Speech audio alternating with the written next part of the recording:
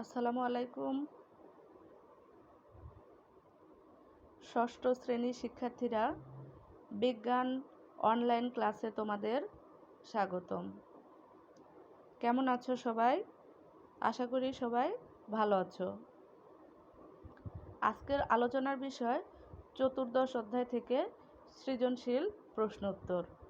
গত 2 ক্লাসেও আমি তোমাদের সাথে সৃজনশীল প্রশ্নোত্তর নিয়ে আলোচনা করেছি। আজ আরও 2টি সৃজনশীল প্রশ্নোত্তর নিয়ে তোমাদের সাথে আলোচনা করব। তোমরা জানো, যত বেশি সৃজনশীল প্রশ্ন প্র্যাকটিস করবে তত কিন্তু তোমরা ভালো করে পরীক্ষায় লিখতে পারবে এবং ভালো নম্বর পাবে। গত ক্লাসে যে প্রশ্নগুলো বুঝিয়েছিলাম সেই প্রশ্নগুলো আশা করি তোমরা বুঝতে পেরেছ। তবে প্রশ্নের ঘ নং প্রশ্নে একজন কমেন্টস করেছো যে 4টি প্যারায় লিখতে হবে, অর্থাৎ জ্ঞান, অনুধাবন, প্রয়োগ এবং উচ্চতর দক্ষতা। এখানে সব ঘ নং প্রশ্নগুলো হয়তো বা এইভাবে লেখা নেই। তোমরা চেষ্টা করবে পরীক্ষা অবশ্যই 4টি অপশান যেন থাকে, এবং 4টি প্যারা যে লিখতে হবে এমন নয়। তোমাদের প্রশ্নের উত্তর দেখে যেন সহজেই বোঝা যায় যে এখানে এতটুকু হচ্ছে জ্ঞানমূলক, এতটুকু অনুধাবন, এতটুকু প্রয়োগ এবং সবশেষে এতটুকু হচ্ছে উচ্চতর দক্ষতা। এভাবে লিখলেই আশা করি তোমরা ভালো নম্বর পাবে। তবে সব প্রশ্নের উত্তরে দেখবা যে এইভাবে তোমরা বানাতে পারবে না, অর্থাৎ 4টি অংশে ভাগ করতে পারবে না। সেক্ষেত্রে তোমরা প্রশ্নের শুরুতে জ্ঞানমূলক যে কথাটি সেটা ভালো করে লিখবে, এরপরে অনুধাবন অংশটুকু চেষ্টা করবে স্পষ্ট করার জন্য, এবং সবশেষে আলোচনা করে উপরের আলোচনা থেকে কি বুঝলাম সেই অংশটুকু লিখে দেবে। তাহলেই আশা করি ভালো নম্বর পাবে। এখানে প্রথম যে সৃজনশীল প্রশ্নের উদ্দীপক সেটির দিকে শুরুতে খেয়াল করো। জীব জড়ের উপর নির্ভরশীল, আবার একটি জীব অপর একটি জীবের উপর নির্ভরশীল। পরিবেশ পর্যবেক্ষণ করে অভি দেখল যে 2 শ্রেণীর জীব এক্স ও ওয়াই পরস্পর নির্ভরশীল। এর উপর পরিবেশের ভারসাম্য নির্ভর করে। তাহলে দেখো, জীব জড়ের উপরে যেমন নির্ভরশীল, জড়ও কিন্তু জীবের উপর নির্ভরশীল। আবার একটি জীব আরেকটি জীবের উপরও নির্ভরশীল। এই পরিবেশগুলো পর্যবেক্ষণ করে অভি কী দেখলো? অভি একজন ব্যক্তি কি দেখলো? যে 2 শ্রেণীর জীব এক্স এবং ওয়াই পরস্পর নির্ভরশীল, অর্থাৎ একে অপরের উপর নির্ভরশীল। আবার এই নির্ভরশীলতার উপর পরিবেশের ভারসাম্য নির্ভর করে। প্রিয় শিক্ষার্থীরা, এবার এই উদ্দীপকের আলোকে যে প্রশ্নগুলোর উত্তর করতে হবে সেগুলো হলো: জীব উপাদান কাকে বলে? পৃথিবী থেকে ডাইনোসর কেন বিলুপ্ত হয়ে গেছে? আমাদের বেঁচে থাকার জন্য পরিবেশের মৌলিক উপাদান কিভাবে ভূমিকা রাখে? এবং সবশেষে পরিবেশের ভারসাম্য রক্ষায় এক্স এবং ওয়াইয়ের নির্ভরশীলতা বিশ্লেষণ করো। প্রিয় শিক্ষার্থীরা, এই যে প্রশ্নগুলো সেই প্রশ্নগুলো আমরা কিভাবে উত্তর করব সেটি এবার দেখি। কয়ে কি ছিল? জীব উপাদান কাকে বলে? উদ্দীপকে জড় এবং জীব 2টি উপাদানের কথাই উল্লেখ করা রয়েছে এবং 2টি উপাদান একে অপরের উপর নির্ভরশীল। তাহলে জীব উপাদান কাকে বলে সেটা আমরা শুরুতে দেখি। যে পরিবেশে যাদের জীবন রয়েছে তাদের জীব উপাদান বলে, অর্থাৎ 2টি যে উপাদান জড় এবং জীব, যাদের মধ্যে জীবন রয়েছে তারা হচ্ছে জীব, আর যাদের মধ্যে জীবন নেই তাহলে তারা হচ্ছে জড় উপাদান। তাহলে এখান থেকে কিন্তু আমরা 2টি প্রশ্নের উত্তরই জানতে পারলাম। সেক্ষেত্রে যদি পরীক্ষায় জীবের পরিবর্তে জড় উপাদান কাকে বলে আসে তাহলে তোমরা লিখতে পারবে। এবার ক্ষয়ে যে প্রশ্ন উত্তর করতে হবে, কোনো বিজ্ঞানীর ধারণা ডাইনোসর যখন পৃথিবীতে ছিল তখন পৃথিবী অনেক গরম ছিল, কিন্তু হঠাৎ করে পৃথিবী অনেক ঠান্ডা হয়ে যায়। এ ঠান্ডা সইতে না পেরে তারা সবাই মারা যায়। এভাবে ডাইনোসরের বিলুপ্তি ঘটে। প্রিয় শিক্ষার্থীরা, বিষয়টি খেয়াল করো যে যেহেতু এখানে জ্ঞানমূলক প্রশ্ন কয়ে ছিল এবং ক্ষয়ে হচ্ছে অনুধাবনমূলক প্রশ্ন, তার মানে 2 নম্বরের প্রশ্ন। চেষ্টা করবে বিজ্ঞানীদের ধারণা 2টি দেওয়ার, এবং গয়ে যদি থাকে তাহলে 3টি দেওয়ার চেষ্টা করবে। অবশ্যই 3টি সুন্দরভাবে লিখলে তোমরা সেক্ষেত্রে কী হবে? ভালো নম্বর পাবে। অর্থাৎ 3টি প্যারা থাকলো বা 3টি বিজ্ঞানীর মতবাদ থাকলে 3 নম্বর সহজে পেয়ে যাবে। আর এখানে যেহেতু 2 নম্বরের প্রশ্ন তাই 2টি মতামত দিলেই যথেষ্ট। তাহলে প্রথমে বিজ্ঞানীরা কি বলেছিল? যে ডাইনোসর যখন পৃথিবীতে ছিল তখন পৃথিবী অনেক বেশি গরম ছিল, অর্থাৎ উত্তপ্ত ছিল, কিন্তু হঠাৎ করে কি হলো, পৃথিবীর বিভিন্ন পরিবর্তনের ফলে পৃথিবী হঠাৎ করে ঠান্ডা হয়ে যায়। এ ঠান্ডা সইতে না পেরেই ডাইনোসররা বিলুপ্তি হয়ে যায়। আবার অনেক বিজ্ঞানী বলেন পৃথিবীর পরিবেশ তখন এমন সব পরিবর্তন ঘটে যার সাথে ডাইনোসররা নিজেদের পরিবেশের সাথে খাপ খাওয়াতে ব্যর্থ হয়ে বিলুপ্ত হয়ে যায়। আবার কিছু কিছু বিজ্ঞানী এই কথা বললেন কি, যে পৃথিবীর পরিবেশে তখন এমন সব পরিবর্তন দেখা যায় যে পরিবর্তনগুলো আগে ছিল না, ওই পরিবর্তনের সাথে ডাইনোসররা নিজেদের খাপ খাওয়াতে পারেনি, তাই ডাইনোসর বিলুপ্ত হয়ে গেছে। এখানে এই দুটি কারণই যে দিতে হবে এমন নয়, বইয়ে আরও কারণ ছিল, সেই কারণগুলো থেকে যে কোনো দুটি কারণ দিলেই যথেষ্ট। প্রিয় শিক্ষার্থীরা, আশা করি বুঝতে পেরেছ। গয়ে দেখো, পরিবেশের মৌলিক উপাদান হলো মাটি, পানি, বায়ু, আলো, তাপ ইত্যাদি। তাহলে এটুকু কিন্তু জ্ঞানমূলক অংশ হয়ে গেল যে পরিবেশের মৌলিক যে উপাদানগুলোর উপরে যে নির্ভরশীল, তাহলে মৌলিক উপাদানগুলো আসলে কোনগুলো? তাহলে মাটি, পানি, বায়ু, আলো, তাপ ইত্যাদি হচ্ছে মৌলিক উপাদান। আমাদের বেঁচে থাকার জন্য এই উপাদানগুলো গুরুত্বপূর্ণ ভূমিকা রাখে। তাহলে এই উপাদানগুলো কি আমাদের বেঁচে থাকার জন্য খুবই গুরুত্বপূর্ণ ভূমিকা রাখে। এরপরে আমরা ব্যাখ্যায় চলে আসবো যে কিভাবে গুরুত্বপূর্ণ ভূমিকা রাখে, এবং সবশেষে কি করব, এটার থেকে আমরা কি জানলাম সেই বিষয়টি আলোচনা করে দিব। এখানে কিন্তু দেখো জ্ঞানমূলক অংশ এবং অনুধাবন অর্থাৎ প্রয়োগ যে অংশটি, কি এটা তো টোটালি হচ্ছে একটা প্রয়োগমূলক যে প্রশ্ন, প্রয়োগমূলক প্রশ্ন। এখানে কিন্তু এতটুকু অংশ প্রয়োগ, এবং সবশেষে আমরা আলোচনা থেকে কি জানলাম এই বিষয়টি কিন্তু স্পষ্ট করে লেখা রয়েছে। এভাবে লিখলে তোমরা ভালো নম্বর পাবে। তাহলে দেখো, আমাদের বেঁচে থাকার জন্য খাদ্য প্রয়োজন। প্রথমে যেটি আমাদের প্রয়োজন মৌলিক উপাদানগুলোর মধ্যে থেকে, যে আমাদের খাদ্য প্রয়োজন। আলো, পানি ও বায়ুর এখানে হবে কার্বন ডাই অক্সাইড। তোমরা এই জিনিসটি ঠিক করে নিবে যে এখানে হবে হচ্ছে কার্বন ডাই অক্সাইড। তাহলে আলো, পানি ও বায়ুর কার্বন ডাই অক্সাইড ব্যবহার করে উদ্ভিদ খাদ্য তৈরি করে। এই খাদ্যের উপর নির্ভর করেই আমরা বেঁচে থাকি। তাহলে যে খাদ্য উদ্ভিদ তৈরি করে সেই খাদ্যের উপর নির্ভর করে আমরা বেঁচে থাকি। আলো, পানি, বায়ু ছাড়া আমরা বাঁচতে পারি না। পরিবেশের এই মৌলিক উপাদান ছাড়া কিন্তু আমরা বাঁচতে পারি না। পানি আমাদের জীবন ধারণের জন্য অপরিহার্য একটি উপাদান। পানি পান করে আমরা তৃষ্ণা মেটাই এবং বিভিন্ন দৈনন্দিন কাজে পানি ব্যবহার করি। এই বিষয়গুলো তোমরা প্রত্যেকেই জানো যে পানি আমরা কি করি, আমাদের তৃষ্ণা মেটাই এবং দৈনন্দিন বিভিন্ন কাজে পানি আমরা ব্যবহার করি। আবার মাটির উপর বাসস্থান তৈরি করে আমরা বসবাস করি। তাহলে মাটি কি কাজে লাগে?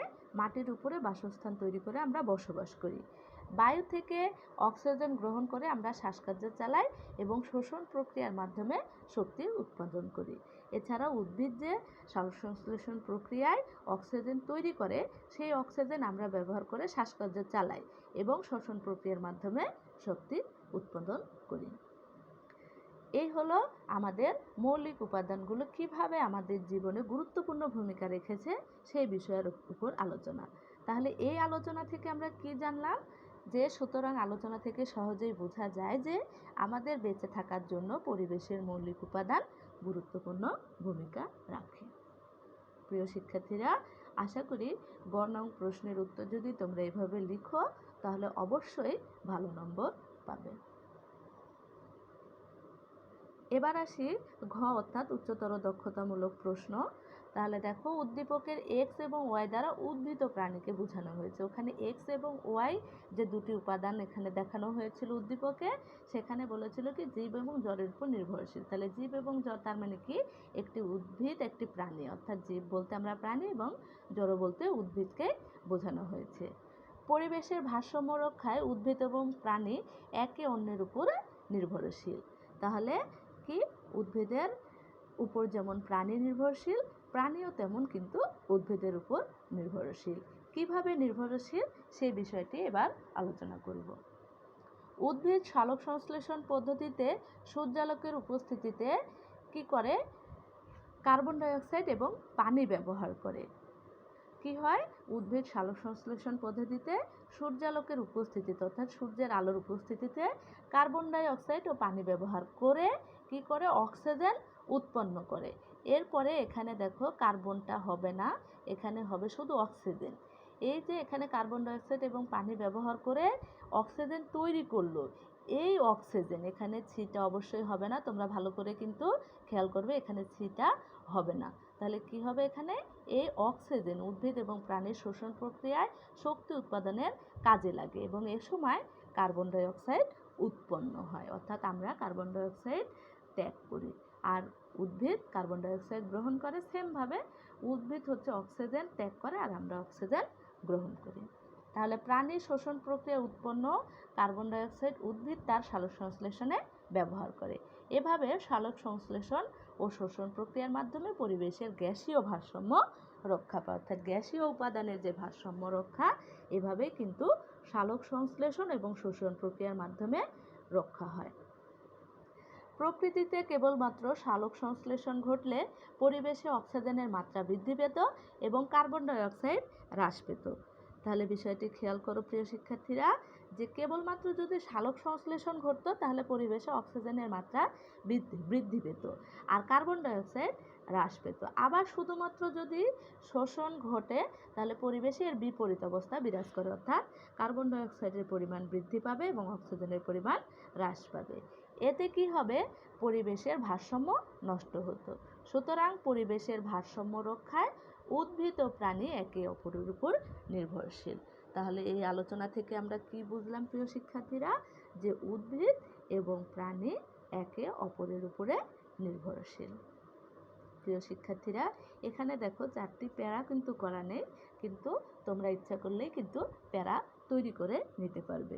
তোমরা নিজেরা যখন প্রশ্নের উত্তর লিখবে অবশ্যই প্যারা করে সুন্দর করে যেন ভাগ ভাগ করে 4টি অংশই প্রশ্নের উত্তরে দেখা যায় সেভাবে লিখবে। আশা করি প্রিয় শিক্ষার্থীরা এই প্রশ্নগুলো তোমরা ভালো করে বুঝতে পেরেছ। এবার আমরা অন্য আরেকটি সৃজনশীল প্রশ্ন নিয়ে তোমাদের সাথে আলোচনা করব। পি একটি বৃক্ষচারী তৃণভোজী প্রাণী। এখানে পি হচ্ছে একটি কাল্পনিক প্রতীক, সেটাকে কি বলা হয়েছে, বৃক্ষচারী তৃণভোজী প্রাণী। তৃণ মানে যারা লতাপাতা খেয়ে বাঁচে, বৃক্ষচারী। জীবন ধারণের জন্য এটি তার চারপাশের বিভিন্ন উপাদান ব্যবহার করে। জীবন ধারণের জন্য কি করে, পরিবেশের বিভিন্ন উপাদান গ্রহণ করে। তবে মানুষের কর্মকাণ্ডের বিরূপ প্রভাব ও পরিবেশগত পরিবর্তনের কারণে পি প্রাণীটির সংখ্যা দিন দিন কমে যাচ্ছে। কিন্তু কি হচ্ছে, মানুষের কর্মকাণ্ডের বিরূপ প্রভাব এবং পরিবেশগত পরিবর্তনের কারণে পি প্রাণীটির সংখ্যা দিন দিন কমে যাচ্ছে, অর্থাৎ বৃক্ষচারী তৃণভোজী প্রাণীর সংখ্যা কমে যাচ্ছে। এবার এই উদ্দীপকের আলোকে যে প্রশ্নগুলোর উত্তর করতে হবে, জড় পরিবেশ কি, জীবের বিলুপ্তি বলতে কি বোঝায়, এই যে বিলুপ্তি হয়ে যাচ্ছে বা কমে যাচ্ছে সেটা বলতে কি বোঝায়, পি প্রাণীটির পরিবেশের কোন জীবের উপর অধিক নির্ভর করে ব্যাখ্যা করতে বলা হয়েছে এবং সবশেষে পি প্রাণীটির সংখ্যা স্থির রাখার জন্য আমরা কি ধরনের পদক্ষেপ নিব তার মতামত দিতে বলা হয়েছে। প্রিয় শিক্ষার্থীরা, তাহলে চলো এই প্রশ্নের উত্তরগুলো নিয়ে আলোচনা করি। শুরুতেই ছিল জড় পরিবেশ কাকে বলে, অর্থাৎ জ্ঞানমূলক যে প্রশ্ন ছিল সেটা ছিল জড় পরিবেশ কি বা কাকে বলে। আমাদের চারপাশে বিভিন্ন জড় উপাদান যেমন মাটি, পানি, আলো, বাতাস ইত্যাদি নিয়ে যে পরিবেশ গঠিত তাই জড় পরিবেশ, অর্থাৎ জড় যে উপাদান রয়েছে সেগুলো নিয়ে যে পরিবেশ গঠিত তাকে জড় পরিবেশ বলে। আশা করি বুঝতে পেরেছ। ক্ষয়ে ছিল যে জীবের বিলুপ্তি বলতে কি বুঝো। বিলুপ্তি শব্দের অর্থ হারিয়ে যাওয়া, যে প্রাণীটি অতীতে ছিল বা এখনও আছে কিন্তু ভবিষ্যতে এটা বিলুপ্ত হয়ে যেতে পারে বলে মনে হচ্ছে, বা অতীতে ছিল বর্তমানে নেই, এরকম বলতেই বিলুপ্তি বোঝানো হয়। তাহলে বিলুপ্ত শব্দের অর্থ হারিয়ে যাওয়া। কোনো পরিবেশ থেকে কোনো জীব সম্পূর্ণভাবে হারিয়ে যাওয়াকে জীবের বিলুপ্তি বলে। সেটা আমরা দেখেছি ডাইনোসরের বিলুপ্তিতে, অর্থাৎ ডাইনোসর অতীতে ছিল বর্তমানে কিন্তু আর ডাইনোসর নেই। জীবের বিলুপ্তি পরিবেশের স্বাভাবিক অবস্থাকে নষ্ট করে দিতে পারে। সাধারণত কোনো জীব তার পরিবেশের সাথে খাপ খাওয়াতে না পারলে পরিবেশ থেকে ওই জীবের বিলুপ্তি হয়। তাহলে কী কী কারণে বিলুপ্ত হতে পারে, যে স্বাভাবিক অবস্থাকে নষ্ট করে দিতে পারে, আর কোনো জীব তার পরিবেশের সাথে যদি খাপ খাওয়াতে না পারে, সেই ক্ষেত্রে পরিবেশ থেকেও ওই জীবের বিলুপ্ত হয়। প্রিয় শিক্ষার্থীরা, এই হলো জীবের বিলুপ্তি বলতে কি বোঝায় তার ব্যাখ্যা। এবার আসি গ নং প্রশ্নের উত্তর নিয়ে। গ নং প্রশ্নে দেখো কি রয়েছে, পি প্রাণীটি হলো বৃক্ষে বসবাসকারী তৃণভোজী প্রাণী। তৃণভোজী মানে যারা লতাপাতা ইত্যাদি খেয়ে যে সকল প্রাণী বেঁচে থাকে সেগুলোকেই তৃণভোজী প্রাণী বলে। আর বৃক্ষে বসবাসকারী মানে গাছে বসবাসকারী। এই প্রাণীটি বেঁচে থাকার জন্য উদ্ভিদের উপর নির্ভরশীল। কেন উদ্ভিদের উপর নির্ভরশীল? যেহেতু প্রাণী, তার মানে উদ্ভিদ যেহেতু লতাপাতা ইত্যাদি খেয়ে বেঁচে থাকে, এগুলো উদ্ভিদ, তাহলে উদ্ভিদের উপরে নির্ভরশীল। কেন নির্ভরশীল?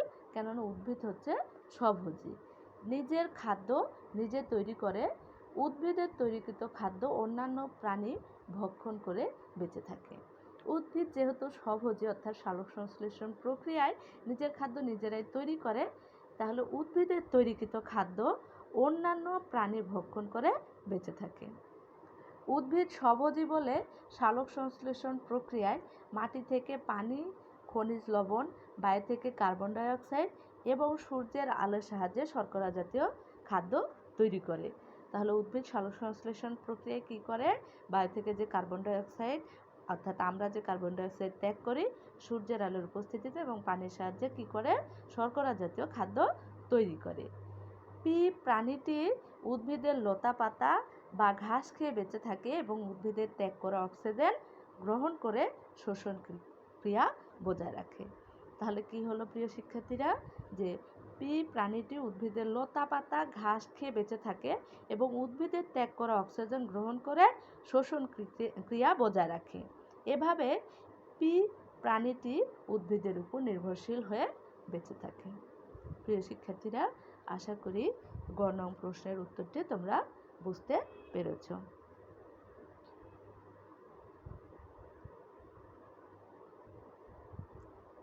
এবার আসি ঘ নং প্রশ্নের উত্তর নিয়ে। উদ্দীপকে উল্লেখিত পি প্রাণীটি বৃক্ষচারী প্রাণী। পরিবেশের পরিবর্তনের ফলে প্রাণীটির সংখ্যা দিন দিন হ্রাস পাচ্ছে। এখানে দেখো গত ক্লাসে কমেন্টসে যে কমেন্টস করেছিলে সে নিশ্চয়ই এই প্রশ্নের উত্তরটি দেখে বুঝতে পারবে যে প্রতিটি প্রশ্নের উত্তর 4টি প্যারা লিখলে কেমন করে লিখতে হবে। তাহলে দেখো জ্ঞানমূলক অংশটি কি, যে উদ্দীপকে উল্লেখিত পি প্রাণীটি বৃক্ষচারী প্রাণী। পরিবেশের পরিবর্তনের ফলে প্রাণীটির সংখ্যা দিন দিন হ্রাস পাচ্ছে। কেন হ্রাস পাচ্ছে? উদ্দীপকের পি প্রাণী তথা বৃক্ষচারী তৃণভোজী প্রাণীর সংখ্যা স্থির রাখার জন্য আমরা 2 ধরনের পদক্ষেপ গ্রহণ করতে পারি। এই যে দিন দিন হ্রাস পাচ্ছে সেটা রোধ করতে আমরা কি করতে পারি? 2 ধরনের পদক্ষেপ গ্রহণ করতে পারি। প্রথমত, বৃক্ষচারী তৃণভোজী প্রাণীর জন্য উপযুক্ত পরিবেশ তৈরির মাধ্যমে, এবং দ্বিতীয়ত প্রাণীটি হত্যার হার কমিয়ে আমরা এর সংখ্যা স্থির রাখতে পারি। তাহলে এই যে পি প্রাণীটি বৃক্ষচারী প্রাণী, এই প্রাণীকে আমরা 2 ধরনের পদক্ষেপ গ্রহণ করলে পরিবেশে স্থির রাখতে পারি। একটা হচ্ছে বৃক্ষচারী তৃণভোজী প্রাণীর জন্য উপযুক্ত পরিবেশ, তারা যে পরিবেশে বসবাস করবে সেই পরিবেশটা যেন সুন্দর হয়, এবং দ্বিতীয়ত যে প্রাণীটি পরিবেশ উপযুক্ত রয়েছে সেই প্রাণীকে কিছুতেই আমাদের হত্যা করা যাবে না, অর্থাৎ প্রাণীটি হত্যার হার কমিয়ে আমরা এর সংখ্যা স্থির রাখতে পারি। এবার এর ব্যাখ্যায় আসি যে পি প্রাণীটি তৃণভোজী হওয়ায় এর বাসযোগ্য এলাকায় উদ্ভিদের পরিমাণ বৃদ্ধি করতে হবে। তাহলে যেহেতু তৃণভোজী প্রাণী তৃণ খেয়ে অর্থাৎ লতা পাতা ইত্যাদি খেয়ে বেঁচে থাকে, তাই ওই এলাকায় উদ্ভিদের পরিমাণ বৃদ্ধি করতে হবে যেন ওই প্রাণীর খাদ্য সংকট না হয়। প্রাণীটি উদ্ভিদের লতা পাতা খেয়ে জীবন ধারণ করে। ওই পি প্রাণীটি উদ্ভিদের লতা পাতা খেয়ে জীবন ধারণ করে। যদি উদ্ভিদের সংখ্যা কমে যায় তাহলে প্রাণীটির খাদ্যের অভাব দেখা দিবে, ফলে এদের সংখ্যা হ্রাস পাবে। তাহলে কি হবে, যদি উদ্ভিদের সংখ্যা কম থাকে অর্থাৎ লতাপাতা ইত্যাদির সংখ্যা কম থাকে তাহলে প্রাণীটির খাদ্যের অভাব দেখা দিবে, ফলে এদের সংখ্যা হ্রাস পাবে অর্থাৎ প্রাণীর সংখ্যা হ্রাস পাবে। আবার আমরা আমাদের বিভিন্ন চাহিদা মেটানোর জন্য প্রাণী হত্যা করি। বিভিন্ন চাহিদা মেটানোর জন্য, মানুষের বিভিন্ন চাহিদা মেটানোর জন্য কি করি, প্রাণীকে হত্যা করি। আমরা যদি প্রাণীটি হত্যা করি তাহলে এর সংখ্যা হ্রাস পেতে শুরু করবে। তাই প্রাণীটির সংখ্যা স্থির রাখার জন্য এর হত্যা বন্ধ করতে হবে। প্রিয় শিক্ষার্থীরা, তাহলে দেখো প্রশ্নের যে মূল আলোচনা কিন্তু যে কী করতে হবে, আমাদের প্রথমত তৃণভোজী প্রাণীর জন্য উপযুক্ত পরিবেশ তৈরি করতে হবে, আর দ্বিতীয়ত ওই প্রাণীকে কিছুতেই হত্যা করা যাবে না, অর্থাৎ তাদের স্বাভাবিক জীবনযাপন কিছুতেই যেন ব্যাহত না হয় সেদিকে অবশ্যই খেয়াল রাখতে হবে। তাহলে উপরের উল্লেখিত পদক্ষেপ দুটি গ্রহণের মাধ্যমে আমরা প্রাণীটির সংখ্যা স্থির রাখতে পারি। প্রিয় শিক্ষার্থীরা, তাহলে বুঝলে তো যে কিভাবে আমরা উদ্দীপকের যে উল্লেখিত প্রাণীটি বৃক্ষচারী প্রাণী ছিল, সেই বৃক্ষচারী প্রাণীকে কিভাবে পরিবেশে টিকিয়ে রাখতে পারি।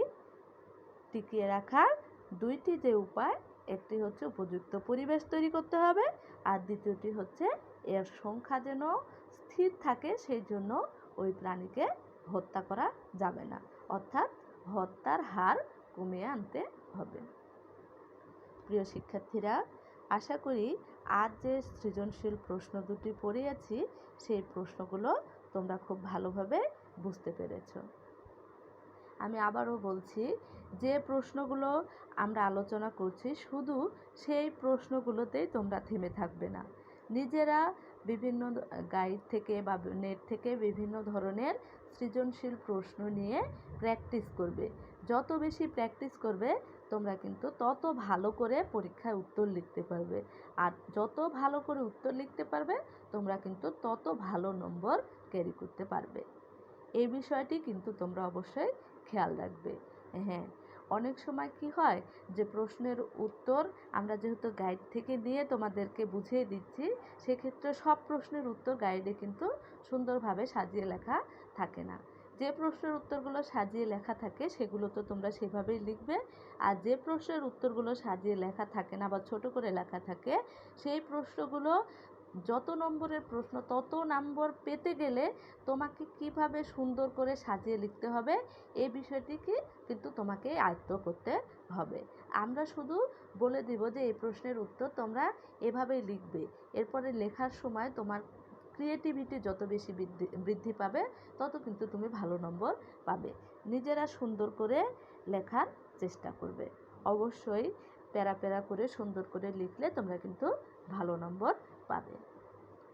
প্রিয় শিক্ষার্থীরা, আজ তাহলে এ পর্যন্তই। তোমরা সবাই ভালো থেকো, সুস্থ থেকো। আর হ্যাঁ, তোমাদের কিন্তু পরীক্ষা হবে, সেই ক্ষেত্রে তোমরা কিন্তু ভালো করে পরীক্ষার প্রিপারেশান নাও। স্কুল খুলুক বা না খুলুক তোমাদের কিন্তু একটা পরীক্ষা হওয়ার সম্ভাবনা খুব বেশি রয়েছে, সেই ক্ষেত্রে তোমরা কিন্তু পড়াশোনা চালিয়ে যাবে, খুব ভালোভাবে তোমরা পড়াশোনা চালিয়ে যাবে। প্রিয় শিক্ষার্থীরা, তাহলে আজ এই পর্যন্তই। ধন্যবাদ সবাইকে।